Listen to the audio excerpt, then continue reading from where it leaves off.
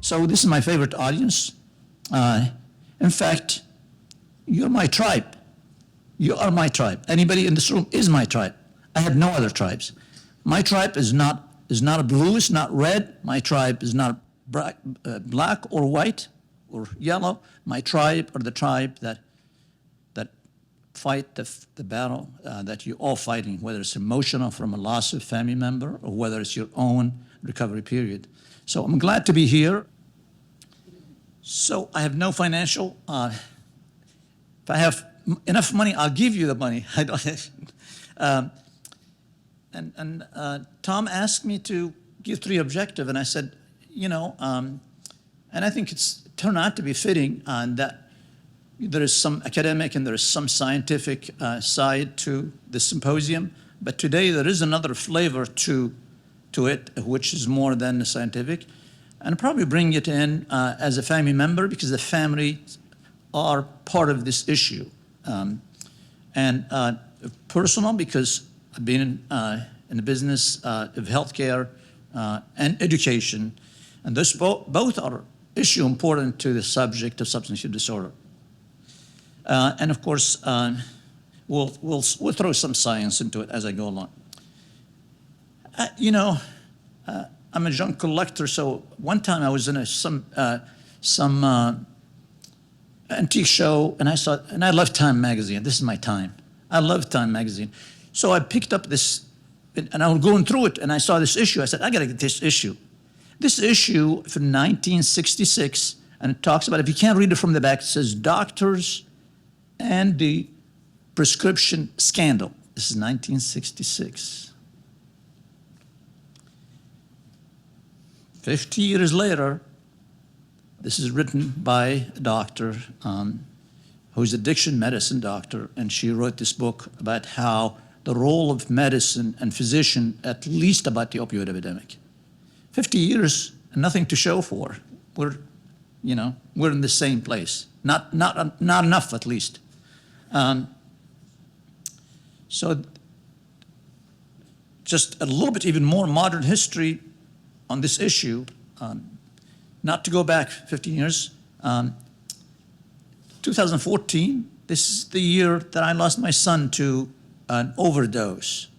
That's the fatality at the time from drug addiction is 40,500 people. It's almost 109,000 this last year. That tells you even if we're doing things, we're not doing enough because there's families that have lost. And there is a prophecy that came out from an official body, and I'll share that with you a little bit later about this change in the statistics.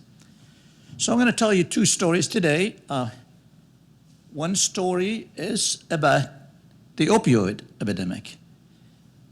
You know, English is not my first language, so I could torture it and I could mutilate it as much as I want to. So I took the word history and I broke it into his story.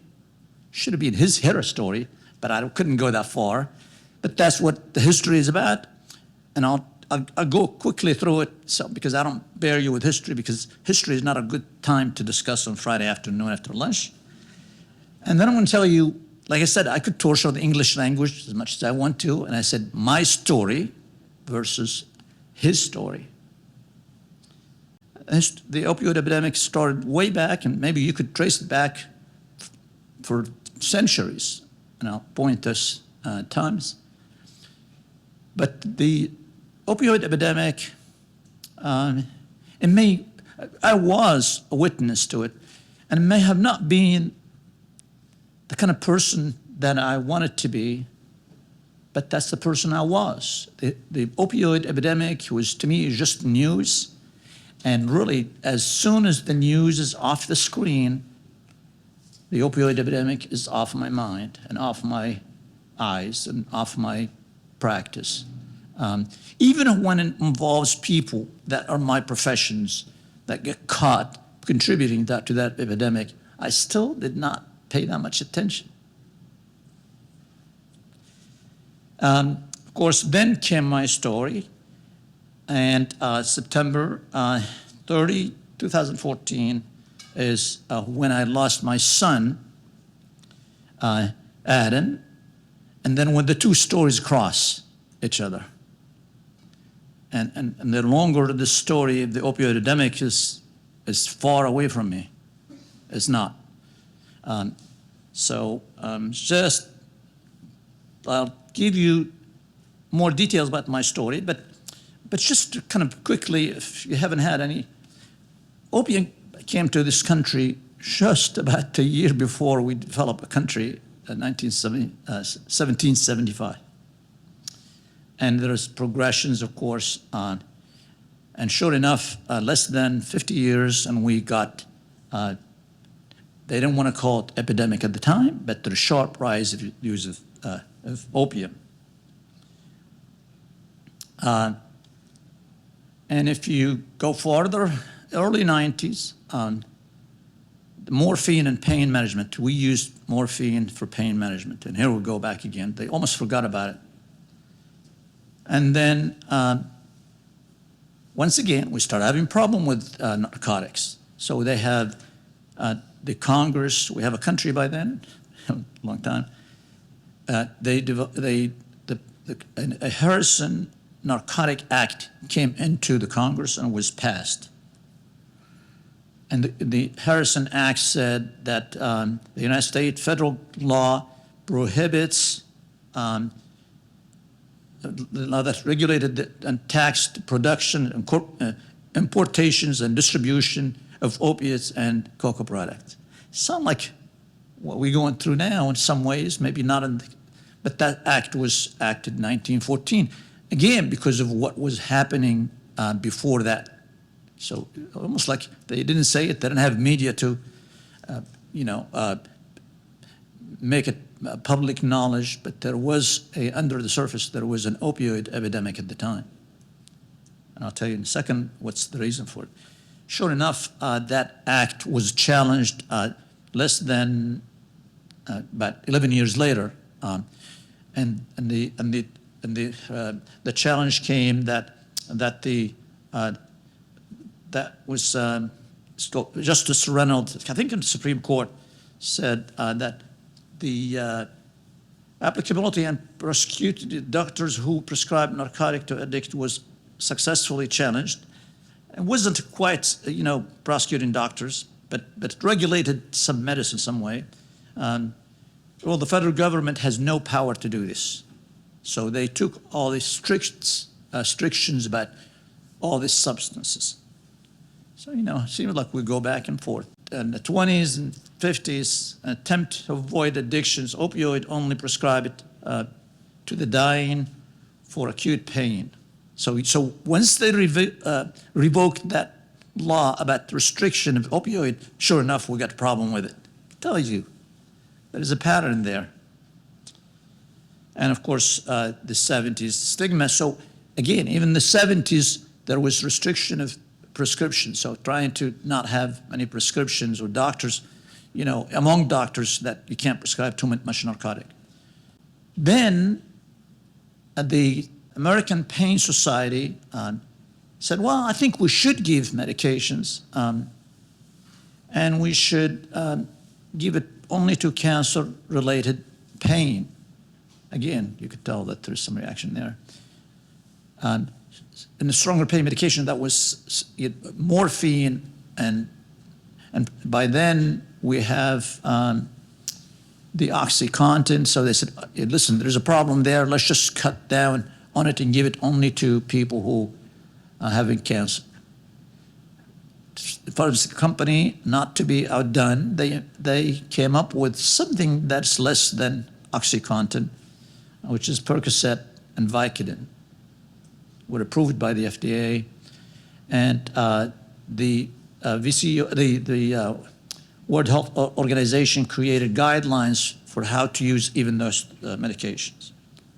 Almost getting to the history, and guess what? This is the monumental one where we Purdue Pharma spent $270. By then, OxyContin is there on the market, and it's not, obviously it's not in the eyes of Purdue Pharma, not enough people getting addicted. I hate to say this, or not enough people using it.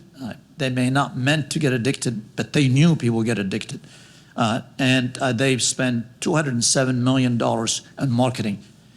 Some of it given to doctors for those who write more prescription, got trips to the Bahamas and got, all kind of incentive. So, even though I'm the profession, but we have a part, we had a part to play in this. And for everybody played a part in this, even some of our FDA agents who work for the federal government, when they got tired of fighting Purdue Pharma because the legislators getting paid for their campaigns, and they resisted any strict regulation on pharmaceutical company. Some of this agent jumped into the side of the pharmaceutical company and became an advocate in how to, an expert in how to distribute the drug and how to make sure that a lot of people buying the drug.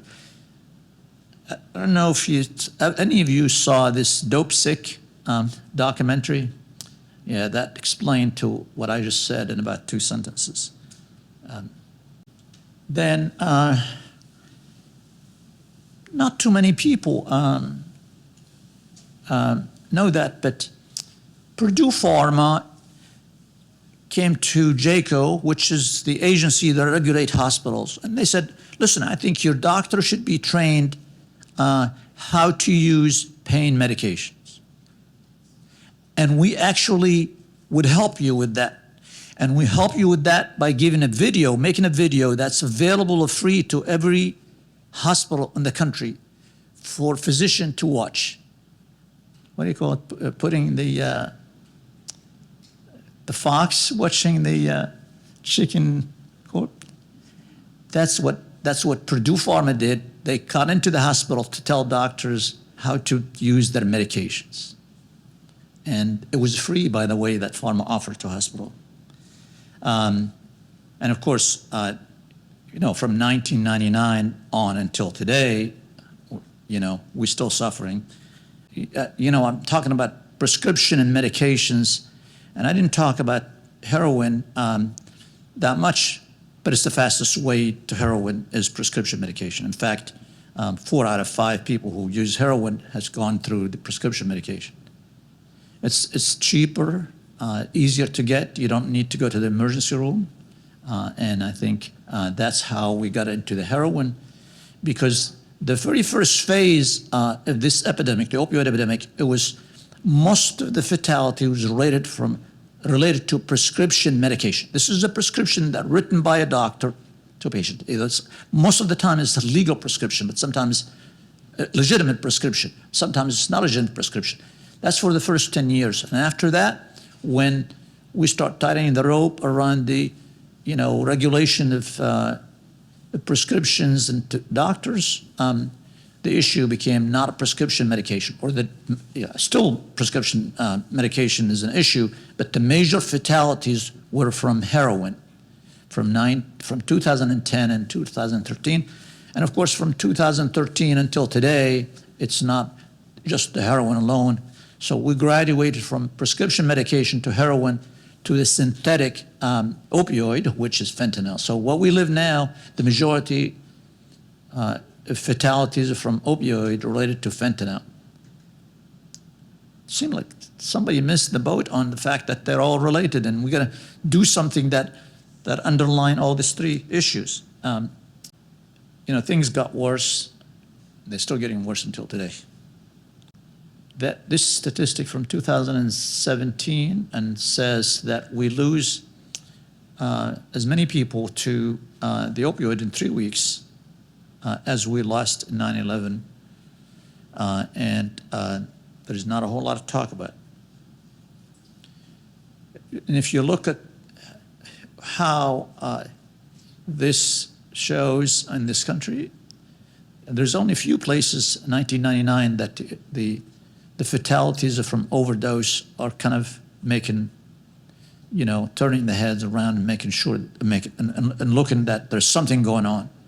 That's 1999. I'm going to show you. So we had our share in the state of Virginia, just in the boundaries between West Virginia and Virginia and Tennessee. You could see the spot, you see the hot spots. Keep your eye on the map. This is what it looks like by 2014. It's like a fire that spread from these places and coalesced into and for the whole country. It's just, this is in a span of 15 years. There's very few places that the opioid epidemic has not affected people or have not affected the communities. And if you look at the statistics, where we stand as a country, that's where we stand. And where we stand most of the time, number one, except we don't want to be number one here because there are more fatalities in this country. This is not number of people. This is number of people per 1 million. In other words, this is a proportional. It's not like you say, well, we have more people died here in the United States than Norway, and Norway is 1/3 of the population, or 1/5 of the population in this country. It's a proportion. So you understand that this is calibrated to look like we are the worst, and we are the worst. Well, my story was, Adam is my third son, and he's the last person that I ever thought would be addicted to anything, let alone heroin. And he's a kid that, just like all American kids, he wanted to go into the Air Force, into the Armed Forces, and he has a gift to want to volunteer. I mean, just like volunteer. He was a volunteer firefighter during high school, and because of his size, they said, we'll make an exception for you, even though we don't accept people in that age. I think he was 16, but because, your size, we'll let you in. And they trained him, and they tested him, and he passed the test, and he became a volunteer firefighter at Goochland. And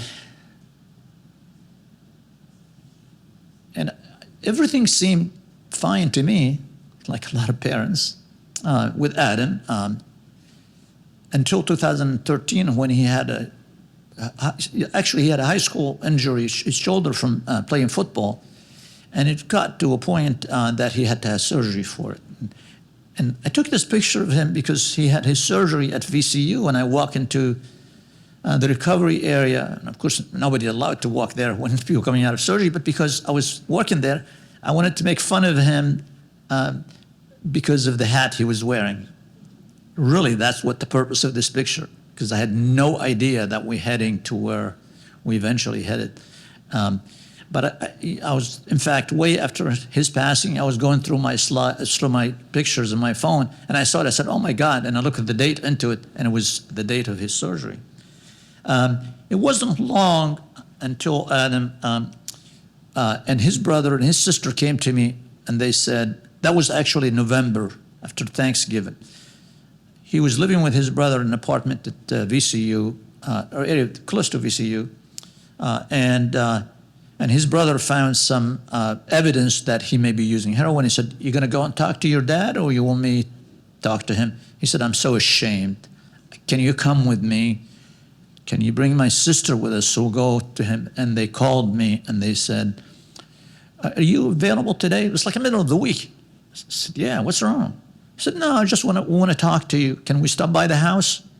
And my kids, like other siblings, they don't go around everywhere together, three of them. I said, "Sure, come over."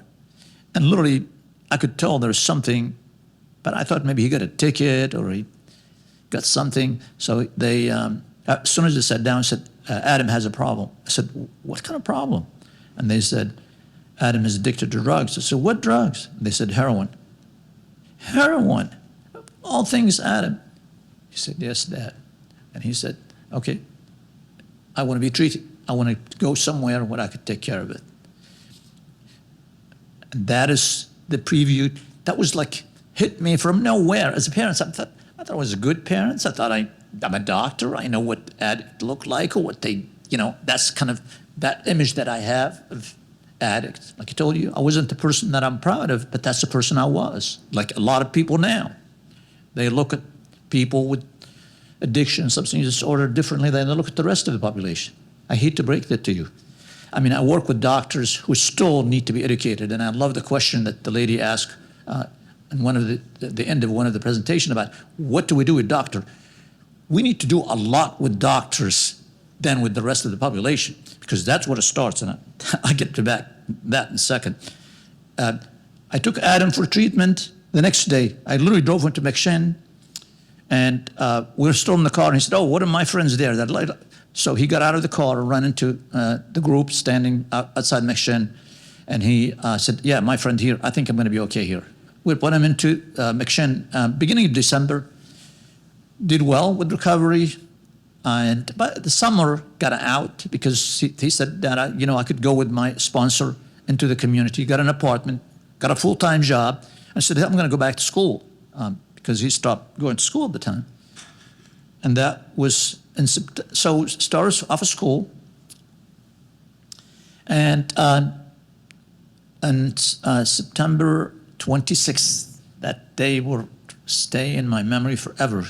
Friday afternoon, he said, Dad, are you busy? Because I'm here with seeing my doctor. Can I stop by for a minute? I said, stop by. We talked literally for about an hour and a half to 2 hours. And we talked about everything, including, his recovery.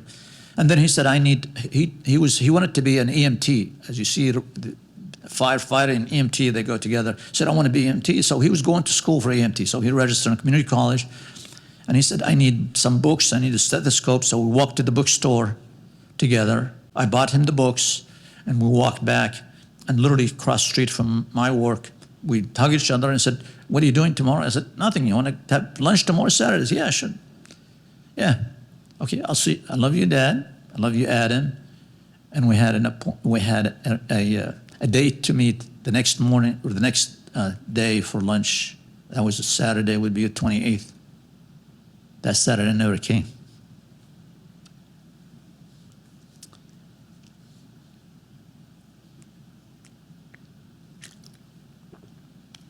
There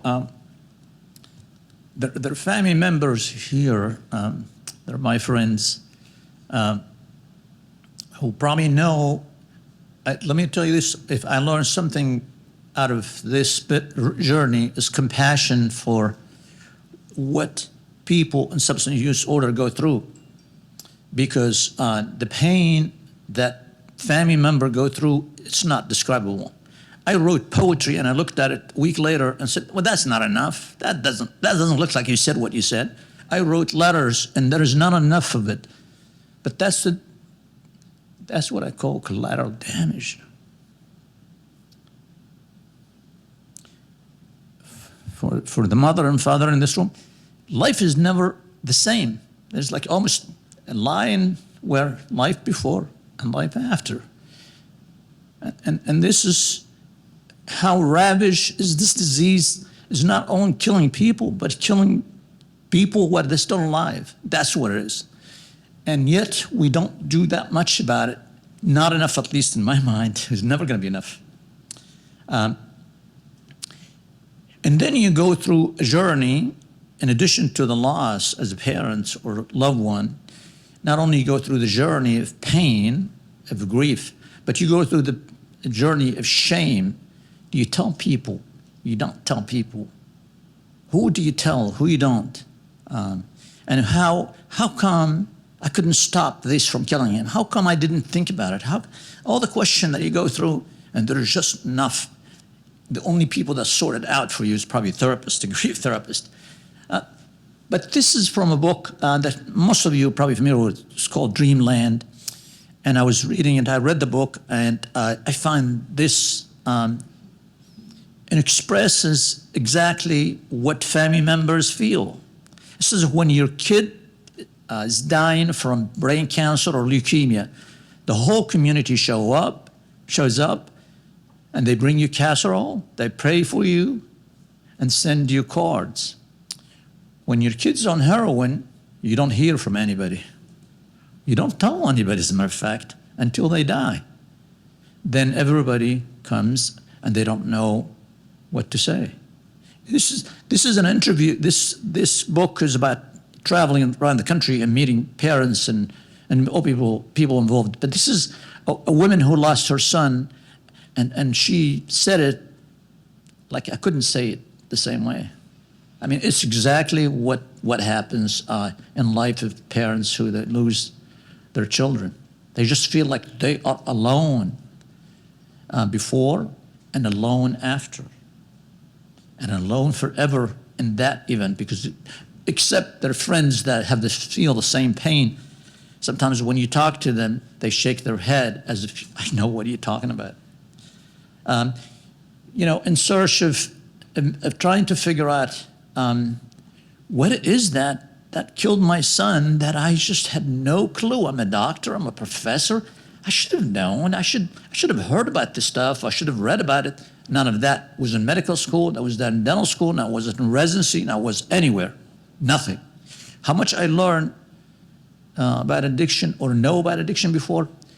When patient comes into my office and wanted to have Percocet or and if I don't give them the Percocet, if they are people who are in active disease, so that's the image that doctors have. The severe form of the disease that they see, severe form, which is addiction, and they make their whole judgment based on that 1 or 2 or even 10 experiences, whereas million out there suffering from the disease. So I went to school, and I think our first speaker, Jane, said she went to the same program. I went to the same program. I did that after hours and weekends. And this is almost a year long, and I got the certificate in addiction studies. I tell you, so you say, what are you going to do with this? What are you going to do with this, knowledge that you acquire? Because I didn't get a promotion, I didn't get a raise, I didn't get more. But I kind of said it one time in some other meetings that I do have the passion for teaching. And that passion for teaching got only more intense with my loss. But I don't know anything about addiction, so what am I going to teach? Teach out of my tears? That's not going to be enough for people to understand. So I need the knowledge. I need the knowledge. And the way I looked at it is like this. I made this up. I make up stuff all the time. I made this up that the passion is my gun, not real gun. And the knowledge is the bullet. So I'm ready out there to fight.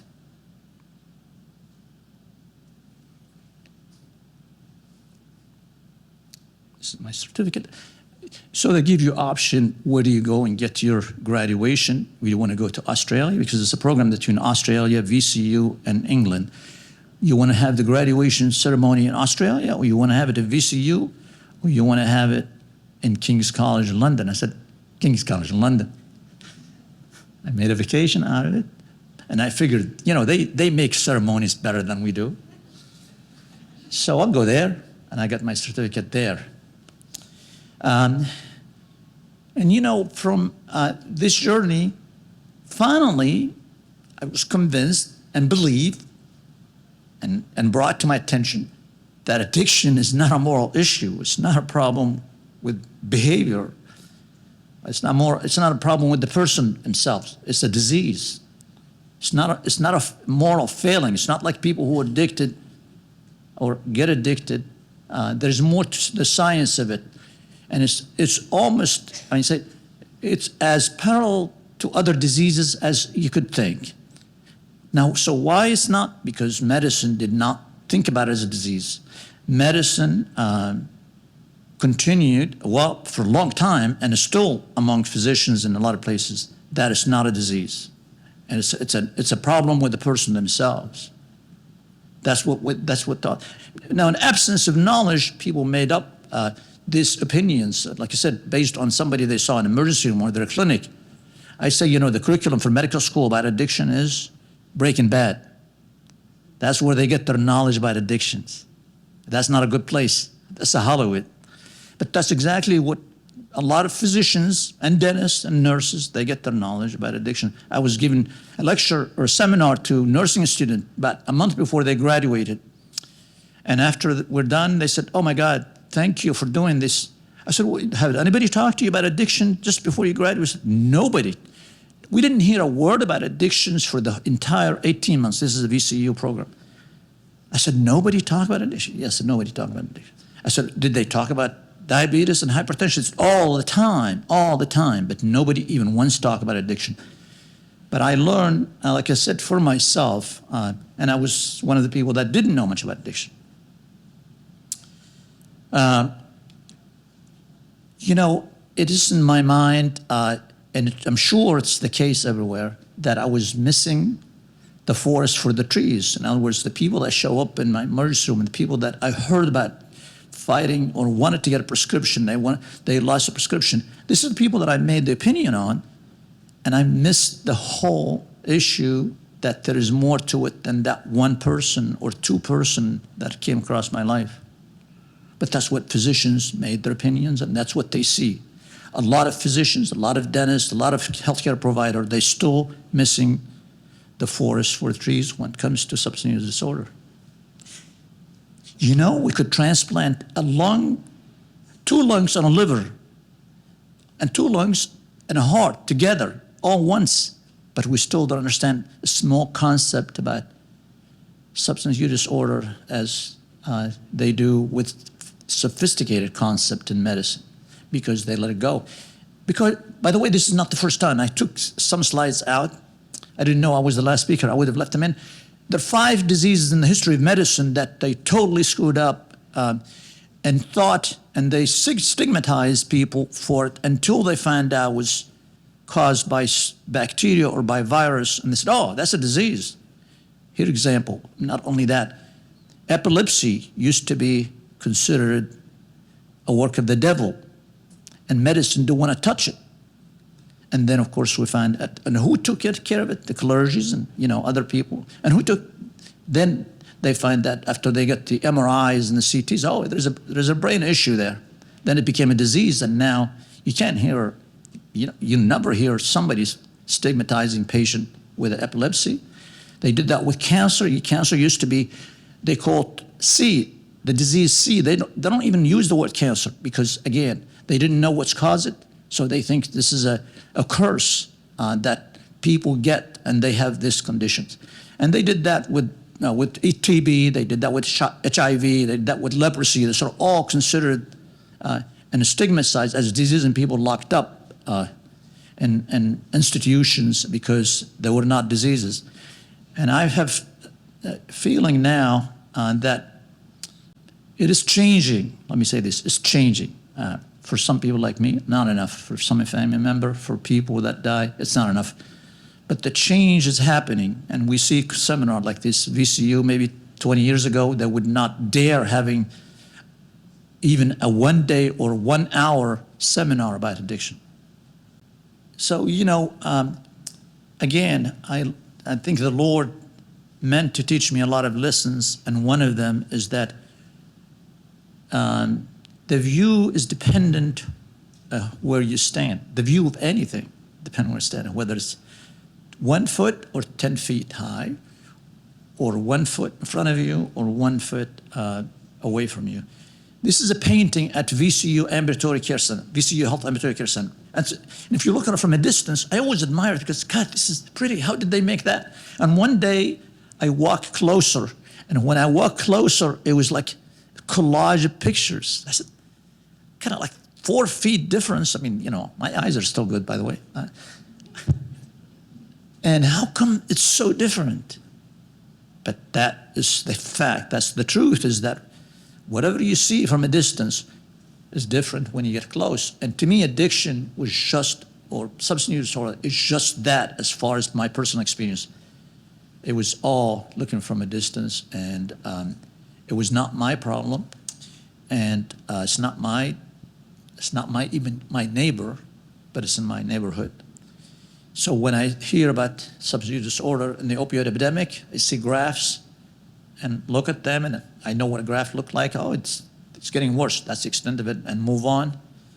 And that's what it was before I became part of it, and now that's what it is. When I see the graph, it translates into my friend's brother, my friend's son, my friend's nephews or nieces, and these faces are not faceless, It's not abstract. This is real life. This is real people life that ended. And in both in my language and the language of people around me in the healthcare system, this is what we use. Statistics, addicts, junkies. That's what we use. That's what a lot of people, that's what a lot of the society still use. To me, that is not the case, because alcoholics are somebody's son or somebody's daughter or somebody's wife or somebody's sister. There are people out there, and the people are not the same as the disease. The disease, you know that. I mean, I'm still like I'm talking to people that know, but I'm telling you, that's my journey took me from the dark to the light in some ways, and from the light to the dark, my loss in some ways. My story is not a lone story.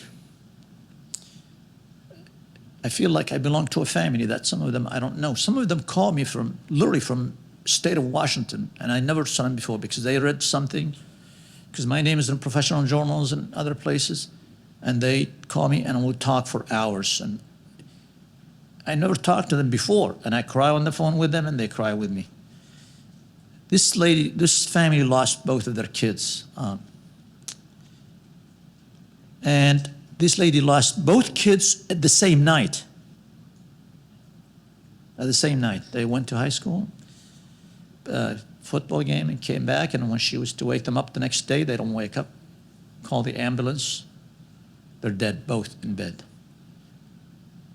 You know, she's doing the things that what parents do, and she goes on and to make it a life mission in her to make sure that no other mom goes through what she went through. This lady has 3 kids. She lost all 3 kids to drug overdose. So when I tell you about my story, it's not my alone story. I composed, not only made up language or tortured the English language, but sometimes I do stuff on my own.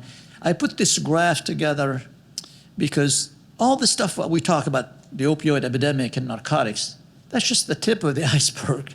There's a lot of other things going on that had to do the same thing. They are in common with opioid and heroin and fentanyl, which is the underlying, what under the surface is the disease of addictions or substance use disorder.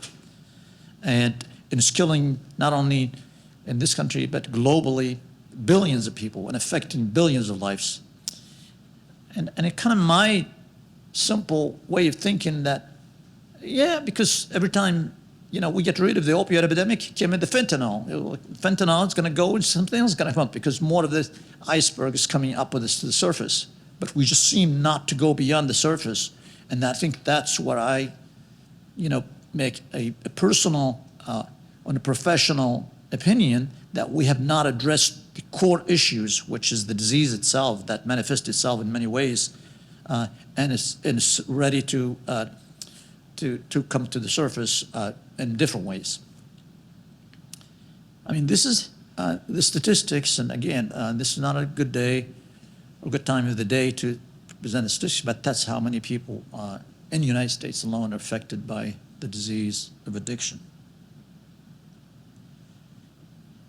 But unlike any other disease, and the reason it's killing so many people is unlike any other disease, only 11% getting treatment. Can you imagine if diabetes has only 11% people treated or have access to insulin?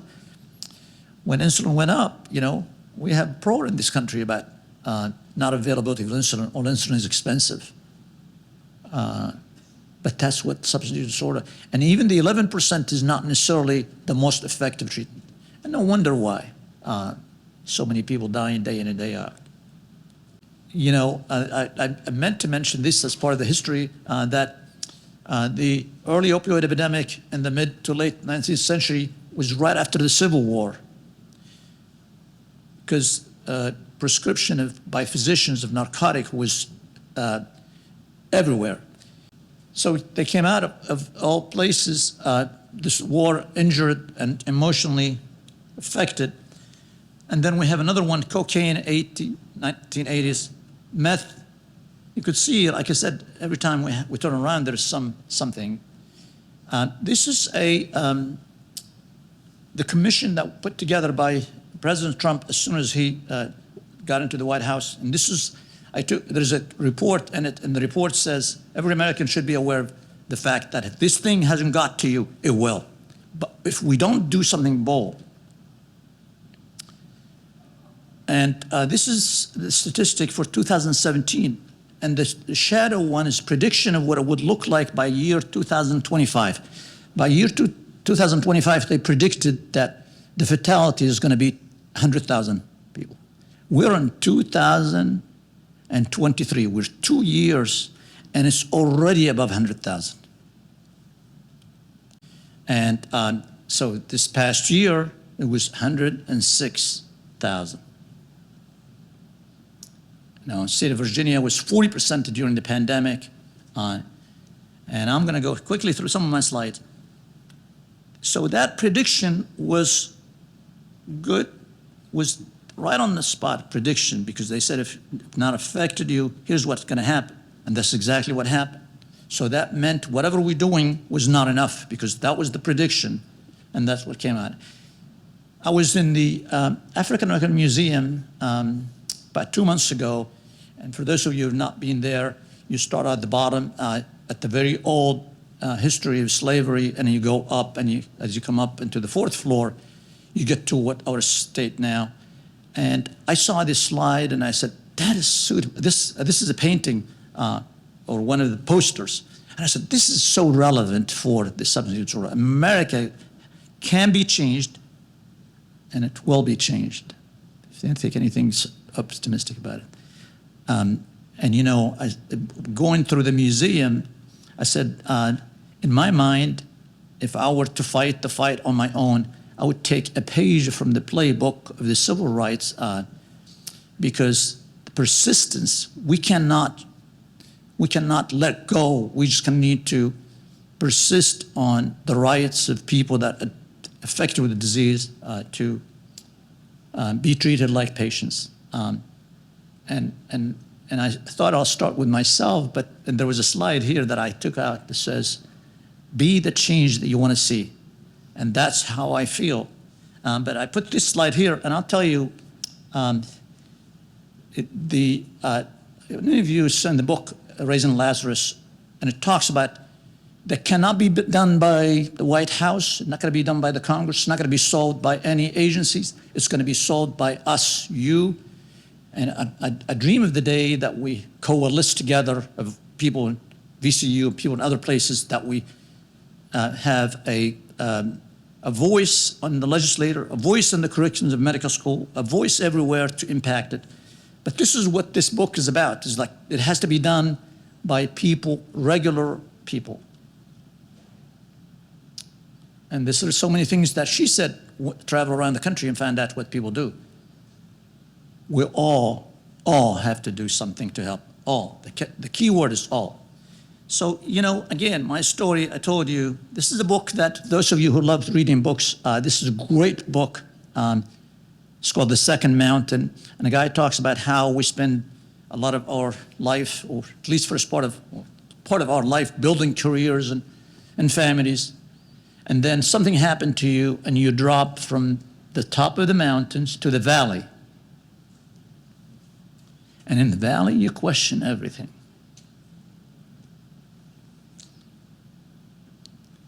And that was my story, that I was in the valley, and I thought, what is this all about? I mean, I looked at my poor medical curriculum, medical training, and I got to do something about it. And I said, I told you, I got the bolt, I got the gun, I got to advocate, I got to educate, I got to activate, I got to hope for eradication. Because I learned that the change will come, but it won't take, it happens every day, but it won't take years, it won't take decades, it will take a long time. Just like I said, the playbook from the civil rights struggle, it's taken 300 years or more, and it's still not where we want to be. And I'll be gone, But the struggle about substance use disorder being recognized as a medical illness will continue, but I'll do my part. And we all have to do our part and not all wait for a radical change. So I go and lecture everywhere now. And I said, I understand now where they say you hit bottom. If you look at that graph, that's where you hit bottom. And I want to be part of the very beginning and prevent it through education. And I want to be part of the first part because that's the safest way I could get a lot of people to recover from it. So, as a dentist, you see here, there's a lot of dentists write a lot of prescriptions, and a lot of kids and family get addicted, or kids get addicted and they die.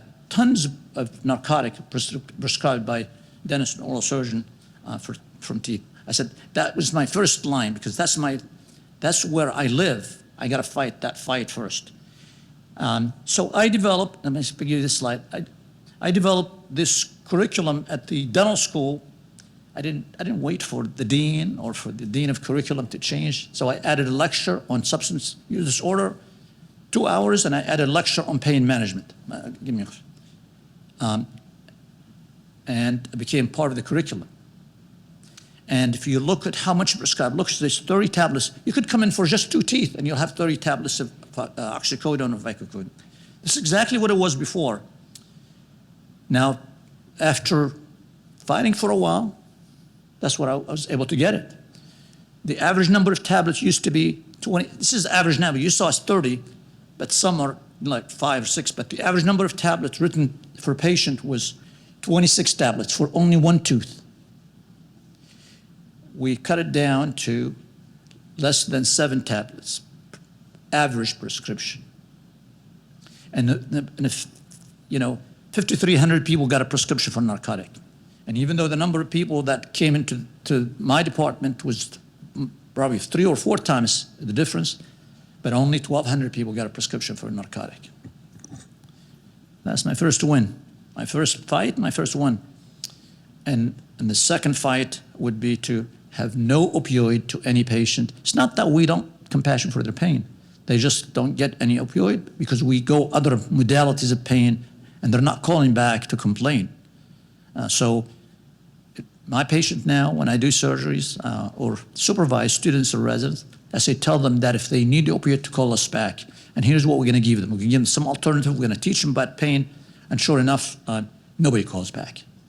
So, and I have connection with some of my colleagues across the country that they do not write for opioid after dental surgery at all.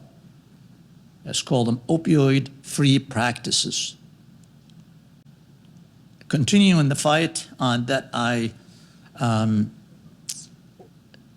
hoping for the word that I want to see is to publish. And I go and talk across the country and even Canada. And I have an honorarium when I go and talk in different places, but I don't keep any of it, not even a dime.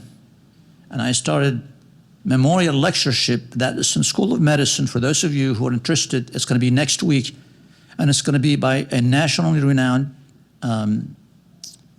scientist and addiction medicine, and she's going to be an update on addictions among women. She is wonderful, and the lecture is free for the public. You could look it up on a website, but that's the kind of lecture. My second fight, I realized that I'm not going to live long enough to watch the conclusion of the battle. So might as well just put something there that stays behind me. And the memorial lectureship, for those of you who don't know, it's a lecture every year to the end of time. There will be a lecture about addictions forever under Adam's name. I also started 2 fellowships, and I'm not bragging about it. I'm just telling you what that book by Beth Macy said. I'm part of that army. And some of my friends here doing the same thing. It's invisible army. And of course, you are the invisible army to change the course of this disease. And don't hope that that change will be radical in your lifetime, but that still means it's worth the fight. So the memorial lectureship, the 2 scholarship, one in my alma mater, University of Pittsburgh, and one here, and the memorial lectureship, and all out of my honorarium. So I'm gonna go through my slides quickly. Can be changed, yes. This is a lady who wrote me a letter telling me that she lost her daughter from wisdom teeth, from prescription that started, or addiction that started with wisdom teeth. And she said, please put this story in your lecture in case it helps somebody. That's a fight of its own.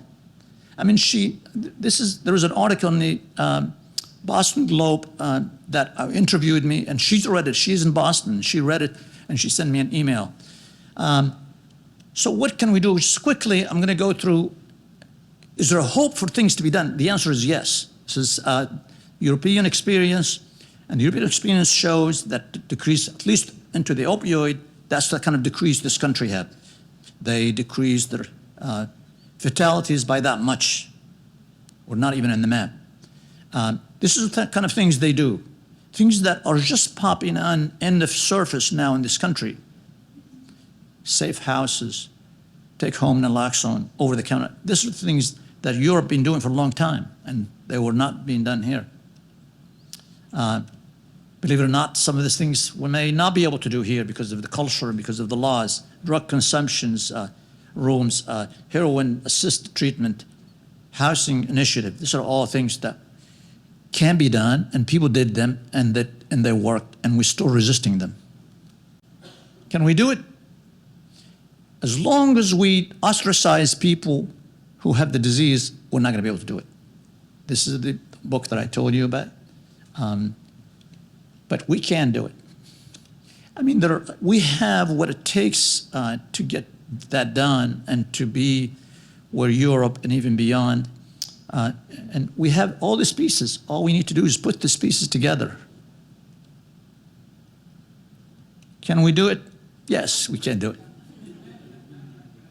Hey, listen, we did things before nobody else did. We went to the moon.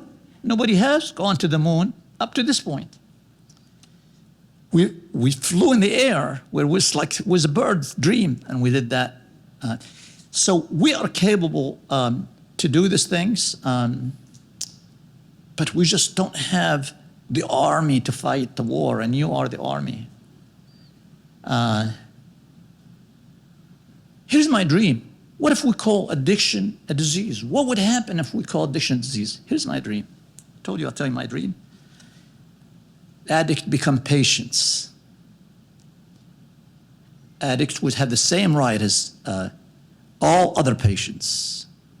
Nobody stigmatize them. Nobody yell at them. They just be treated. Listen, treat addict in healthcare system, in hospitals, in places where there's science and medicine is part of it, just like they did with lung transplant and heart transplant, they do with addiction. They don't do that, but that's my dream. One day, it wouldn't be correctional institutions. 30% of correctional institution inmate are people who have substance use disorder or mental illness. That's my dream. Did I say take a page from the playbook of the civil rights? That's the dream. And you know what? Dreams come true in this country, believe it or not. We just need to assist. And for those of us who are not in the healthcare, or not into just life, we need to change language. I mean, I want to see, something on TV that teaches people how to talk to people with substance disorder. Public campaigns of changing language matter. We don't even do that. I'm going to remind you of something that I said I'll give you a reminder. During my presentation, 12 people died of drug overdose. I hate to close out that. So in the last hour, 12 people died of overdose. If this was a shooting of 2 people, that'll probably be in the news, and maybe even Biden even traveled to that town.